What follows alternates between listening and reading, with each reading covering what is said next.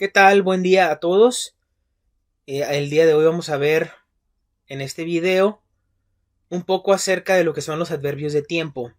Entonces, este semestre en particular hemos estado viendo puros adverbios desde el principio del semestre y ya vimos adverbios de modo, vimos adverbios de tiempo, de lugar, y ahora vamos a ver adverbios de tiempo.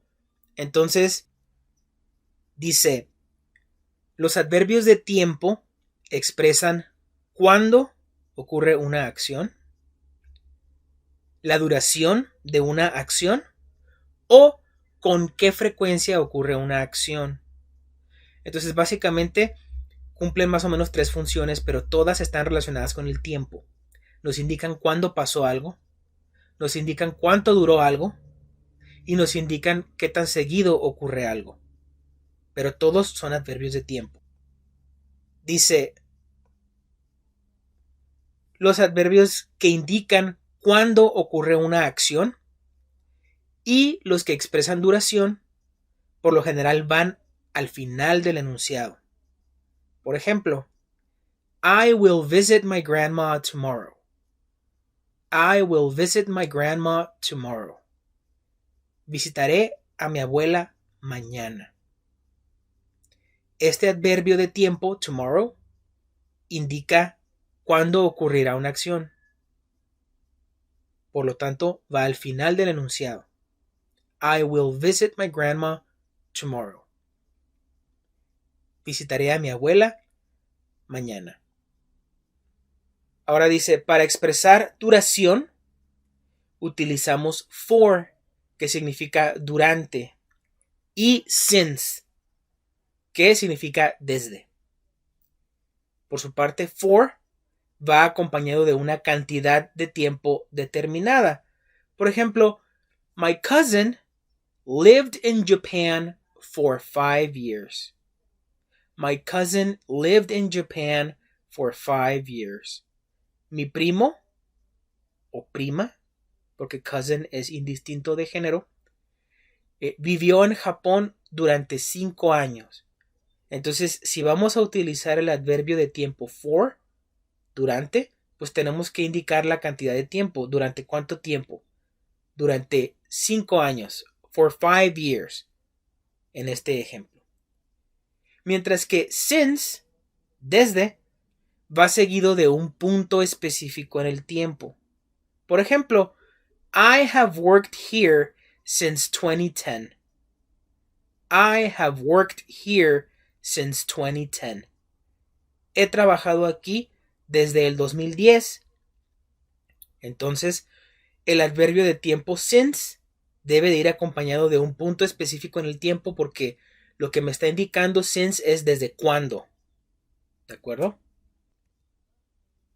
Por otra parte, los adverbios de frecuencia expresan qué tan seguido ocurre una acción. Por eso se llaman adverbios de frecuencia. Nos indican la frecuencia. Por lo general, estos se colocan antes del verbo principal del enunciado, pero después del verbo auxiliar, cuando exista o esté presente un verbo auxiliar. Por ejemplo, I sometimes go to the park. I sometimes go to the park. A veces voy al parque. Sometimes significa a veces. En este primer ejemplo no hay verbo auxiliar, de tal manera que la estructura es sujeto, I, adverbio de frecuencia, sometimes, a veces, y después el verbo principal del enunciado, go, voy, to the park, al parque. Mientras que en el segundo ejemplo, I will always be your friend. I will always be your friend. Siempre seré tu amigo. Aquí sí hay un verbo auxiliar, el verbo auxiliar will, que indica futuro, nos indica que algo sucederá en el futuro. Entonces ahí la estructura es I, sujeto, yo, will, verbo auxiliar que indica futuro, y después se coloca el adverbio de frecuencia, que en este caso es always, y el verbo principal en este enunciado es be. Por eso no está conjugado, nada más está el verbo be, porque es el verbo principal de este enunciado.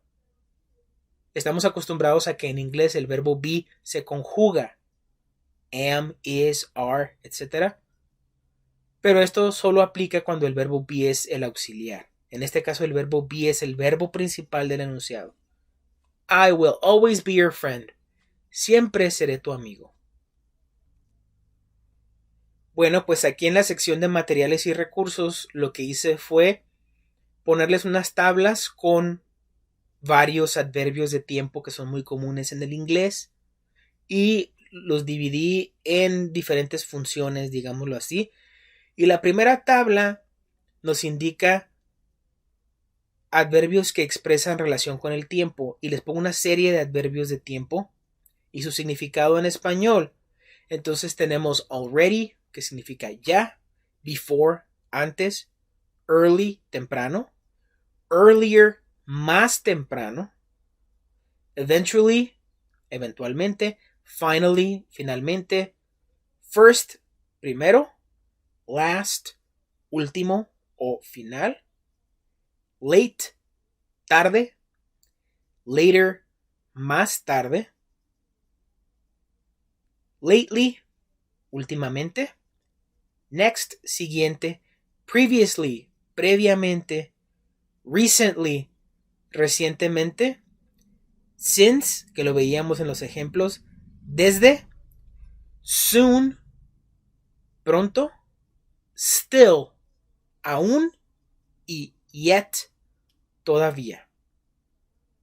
Entonces esos son unos cuantos adverbios de tiempo que hay que aprendernos y que muchos de ellos los vamos a ocupar en los ejercicios. Ahora, en la segunda tabla les coloco yo adverbios que expresan un punto definido en el tiempo. Por ejemplo, now, que significa ahora, today, hoy, tomorrow, mañana, yesterday, ayer, tonight, esta noche, y then, entonces. Y finalmente les pongo esta tabla con los adverbios de frecuencia. Entonces, los adverbios de frecuencia, como se los expliqué anteriormente, pues indican qué tan seguido ocurre algo. Son un subtipo de adverbios de tiempo. Son adverbios que expresan el tiempo, pero en este caso frecuencia. Es decir, la frecuencia en la que ocurre algo. Y tenemos, por ejemplo, always, que significa siempre, constantly, constantemente, frequently, frecuentemente, generally, generalmente, never, nunca, normally, normalmente, occasionally, ocasionalmente. Luego del lado derecho tenemos often, seguido. El adverbio often se puede pronunciar así o se puede pronunciar often. Es correcto de las dos formas. Luego tenemos rarely, casi nunca. No se vayan a confundir pensando que rarely significa raramente. Eso no es correcto. Es casi nunca. Regularly, regularmente. Seldom no es un adverbio de frecuencia que se utilice muy seguido, sobre todo en estos tiempos. Es un adverbio de frecuencia a lo mejor un poquito más formal o un poquito más en desuso, pero igual vale la pena conocerlo. Sometimes, a veces, usually, usualmente, y every day, todos los días. Entonces ahí están los adverbios de frecuencia para que los tengan en cuenta y les sirvan para los ejercicios que haremos más adelante. Ahora vamos a ver dichos ejercicios. Bien, entonces aquí están los ejercicios para la semana 5 y 6 que estamos viendo adverbios de tiempo. Y dice el ejercicio número 1, instrucciones. Completa los enunciados utilizando el adverbio de tiempo correcto de la siguiente lista. Entonces les ofrezco una lista de adverbios de tiempo, de los diferentes tipos de adverbios de tiempo que vimos en las tablitas en la nota de aprendizaje. Entonces tenemos never, nunca, sometimes, a veces, tomorrow, mañana, still, aún, yesterday, ayer, since, desde, tonight, esta noche, yet, todavía, every day, todos los días, y later, más tarde. Entonces es cuestión nada más de completar los enunciados con el adverbio correcto. Por ejemplo, en el número 1, que ya lo respondí para ustedes, dice I saw Louise yesterday. Vi a Luisa ayer, coma, she was buying groceries.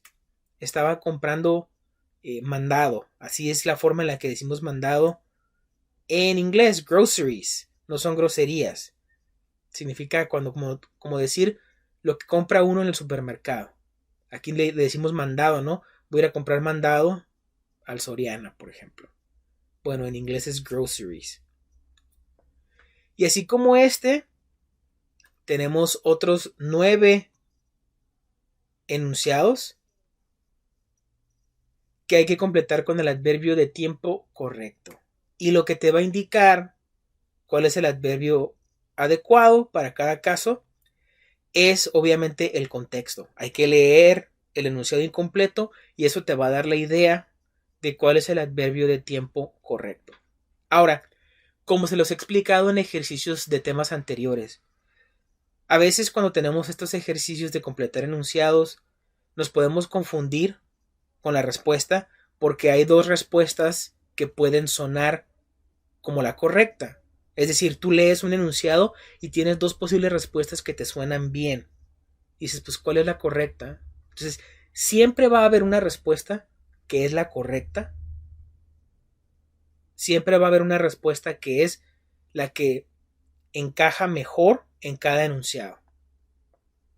Entonces, por eso les decía que a veces tú puedes completar el enunciado con un adverbio, con una respuesta, y más adelante cuando lees otro enunciado dices, no, aquí queda mejor. Entonces hay que prestar atención a eso. Y por su parte, en el ejercicio número 2, las instrucciones nos dicen reacomoda las palabras para formar enunciados con adverbios de tiempo. Entonces aquí tenemos una serie de enunciados que están en desorden, hay que acomodarlos para que tengan sentido,